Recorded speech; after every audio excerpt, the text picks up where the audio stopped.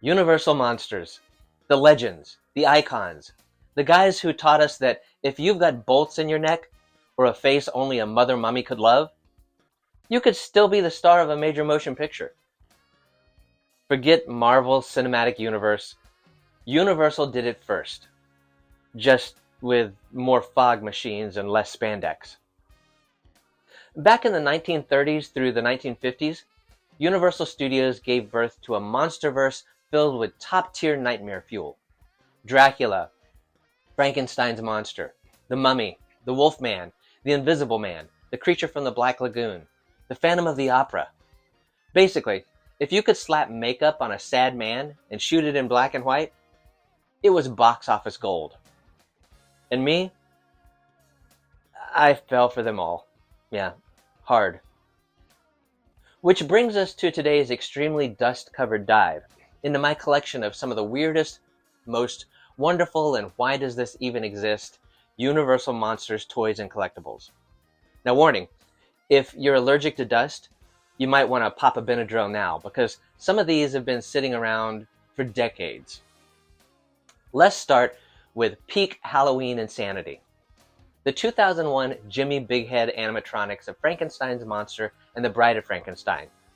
You press a button on their base, and boom, it's a dance party in your living room. Their eyes light up like they've just saw your browser history.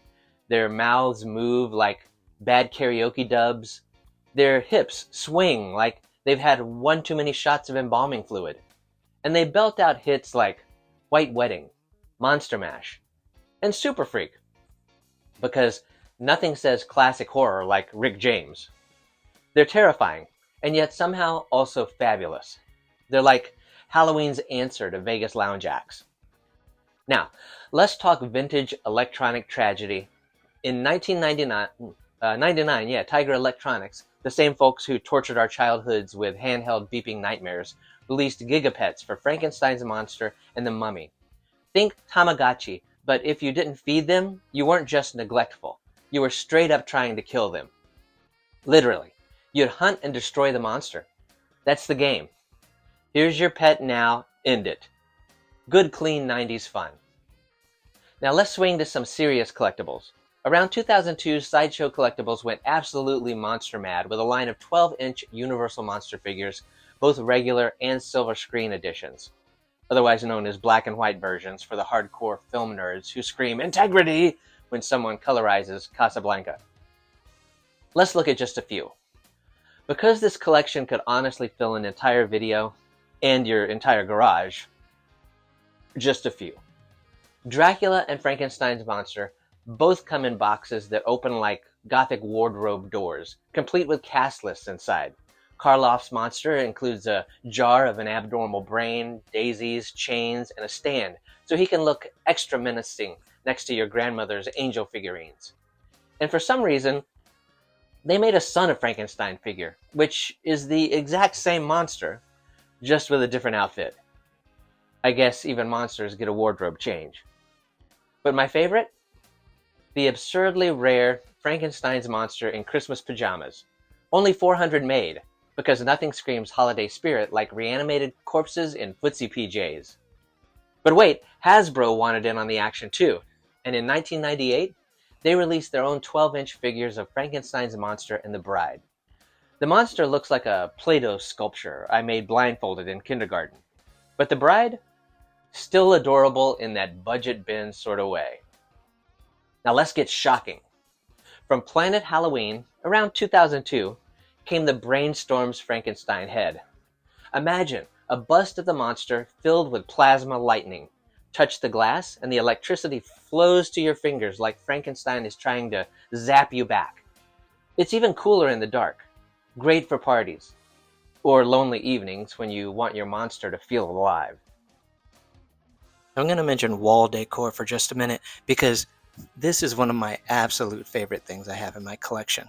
This was released by Rubies, and it was meant to be a groundbreaker to where they look like they're breaking out of the ground. But I love to see him mounted on the wall, and I keep him there next to my old school Creature from the Black Lagoon mask, and mounted right next to my autographed poster from Creature from the Black Lagoon, and I just love the sculpt and the layout and everything about this guy. Then I also have some Frankenstein wall decor that I really like. This is some masks as well as some paintings, and I got these paintings in Hawaii. There was somebody there doing these paintings on wood of Frankenstein, the Bride of Frankenstein, and I just love to have those on the wall next to these old school Halloween masks as well. In 1997, Postal Service Universal Monster stamps came out, and they were epic. But did you know that there were also pens, pencils, magnets, mouse pads, writing sets? Basically, if you could slap a monster on it, they did. There was also a special stamp set. The stamps came in a folio with many art prints on the cardstock, and the stamps were canceled on the release day in, where else? Universal City, California. It's like goth Hallmark. Around 2000, Sideshow released a couple of my favorite figures, a 24-inch stylized poser of Frankenstein's monster and the Wolfman. These are like if the Groovy Ghoulies got into steroids and jazzercise. Ridiculous? Absolutely. Do I love them? More than I should. Who has the rarest cooler on the block? Well, that would be me. In '98, Dracula came out with this insulated ice bucket. Not officially licensed by Universal, but way more fun at parties than your standard plastic tub. It holds 3 quarts of ice or fake blood. Your choice. These came out in 1993 from the Boston Warehouse Trading Company, and I picked these up in Salem, Massachusetts one year. This is just 2 of them. There's a set of 4 of the monsters, but this is just a couple that I grabbed off the shelf, and it just has classic Halloween vibes. Now, let's talk about questionable marketing decisions. There are glow-in-the-dark and translucent versions of Frankenstein and Creature from the Black Lagoon. Why? I don't know. Was there demand? Probably not. Did collectors like me buy them anyway? Absolutely. So maybe that marketing decision wasn't so questionable after all. Do you like dioramas? Jakks Pacific gave us Dracula and Frankenstein movie scenes in plastic form. You could set up a fun scene with these, but they were a little cheesy. Press a button on Frankenstein, and he jerks to life like he's been hit with 5 shots of espresso. And keychains, anyone? Well, yes. Little Big Heads style. Perfect for losing in your couch cushions or stabbing your thigh in your pocket. But the sculpts? Surprisingly solid. They came out with a ton of these. And how about McFarlane's 1997 Alternate Universe of Monsters line? Now we're talking. A Dracula playset with impaling action, coffin ceiling, and a fantastic diorama. The equally awesome Frankenstein playset features a 2-headed monster lab. Every kid's dream or therapy session. The only drawback to this one is that all the accessories are so small, you're bound to lose them. In 2002, LEGO released not quite official Universal monster sets. Scary Laboratory featuring Frankenstein's monster, A Vampire's Crypt, a clear nod to Dracula, Werewolf Ambush and Curse of the Pharaoh. Come on, you know who these are. These are a Universal monster dream. And also each came with a CD-ROM to make your own little LEGO horror movies with video clips and sound effects. Spielberg who? Even the Teenage Mutant Ninja Turtles had to get in on the Universal Monster craze, and they made a whole set of these. Creature from the Black Lagoon, Bride of Frankenstein, the Wolfman, but this one is my favorite, the Frankenstein monster with his little lightning bolt sigh, and lots of fun little details.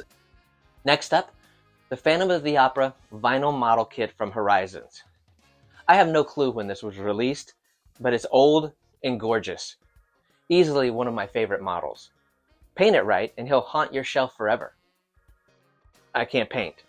If you've watched my other videos, you'll know that. I had a friend do this one for me, and he knocked it out of the castle. I love him. Now we get squishy. Stuffins Inc. released 8 adorable plush monsters in 1999, exclusive to CVS. I keep mine in coffin-shaped boxes, like they're sleeping in plushie style. Each monster tag included a movie bio and birthday, because who doesn't want to celebrate Wolfman's birthday with cake and howling? This one is a little more recent. It's, I think, 2021 from Super 7. It's a reaction figure of Franken Snoopy. Yes, even your favorite Peanuts characters get in on the Universal Monster craze. How cute is he? You have to have one. Want more? Well, here's some more Sideshow 12-inch goodness. The Phantom of the Opera comes in both silver screen and Mask of the Red Death versions. Elegant, spooky, and gorgeous in those fold-out display boxes. Creature from the Black Lagoon, a standout, and yes, I even visited the filming locations for this movie. Check that video out on my channel if you're a Black Lagoon fan.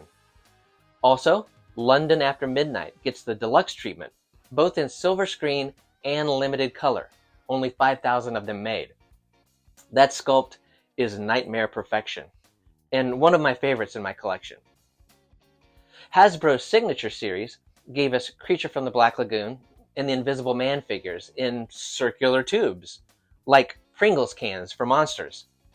Why? Who knows, but they're adorable and come with a rotating stand for full 360-degree creepiness. I can't imagine packing those in boxes to ship, though. Circles aren't exactly space efficient. Mezco's Monsters, Mez-Itz, released around 2003, are stylized little 2-packs that scream, "I want to be a Lego, but I'm a monster." You get Dracula and Mummy in one, Frankenstein and Wolfman in the other. Unique sculpts and surprisingly fun. I love it when an artist takes a different approach to the monsters like this. Now for some true monster muscle. Muscle Machines made 1/64 die-cast cars around 2003 for Creature from the Black Lagoon, Dracula, Mummy, Bride of Frankenstein, Wolfman, and Frankenstein. They're basically monster trucks, but make it horror. Hot Wheels followed in 2013 with their own monster cars. Same gang, amazing artwork on the packaging, and yes, I own them all. Don't judge. You saw them in keychain form earlier, but here are some more of Sideshow's Big Heads line. They went wild. Frankenstein, Son of Frankenstein, Bride, Creature, Mummy, Phantom, Invisible Man, you name it. Versions in color, black and white, glow in the dark, translucent, even gold ones for the 2000 Toy Fair. And my favorite? The silver screen box set. Display ready and glorious, with a massive collection this is. Okay, time for some oddballs. An off-brand Dracula figure that's not amazing, but it comes with a wolf. That's rare. Finally, you can recreate Children of the Night, what the music they make. Or if you're feeling campy, love at first bites, Children of the Night, shut up! Something like that. Flat World came out with a Dracula 1/95th scale figure in '98. 24 points of articulation, weird packaging, and a face sculpt that, let's say, tries its best. It's really more of a tribute to Bela Lugosi than Dracula. And the back is filled with Bela trivia, educational and creepy. Plushie Frankenstein, anyone? No clue where I got this one from, but it's like if Frankenstein and the Hulk had a baby, and I love it. Because cute monsters? Yes, always. Same goes for the Frankenstein Troll, a beautiful mashup of two childhood obsessions. It's ridiculous, and perfect at the same time. And did you see these? Monster Screamers from 1999. They are a set of 4 monster heads. Throw them at the wall or the floor, and they scream upon impact. That's it. Pure stress relief. I prefer to throw them at the heads of family members, though. This next one is a favorite of mine. The 1998 Monster Mount Rushmore by Sideshow Collectibles. Frankenstein, Wolfman, Mummy, Dracula. All carved into polystone glory. About 5.5 inches of patriotic monster madness. Monster Mountain is definitely better than the actual Mount Rushmore. And you can fight me. Now this is an awesome set. It's Sideshow's silver screen box set with Frankenstein, Mummy, and Wolfman. Based on their earlier color releases, these figures are beautiful and limited to 5,000 in a set.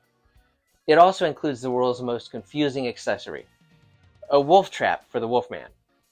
Who's trapping who? And finally, the Tomb of Dracula milestone statue released in 2007 from Diamond Select. Not officially Universal, but inspired by it.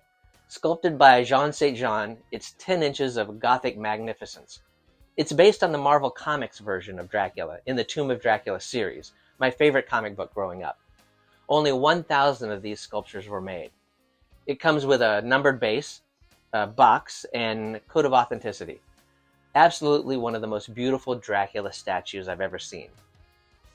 And that, my ghoulish little gremlins, is just a taste of my monstrous Universal collection.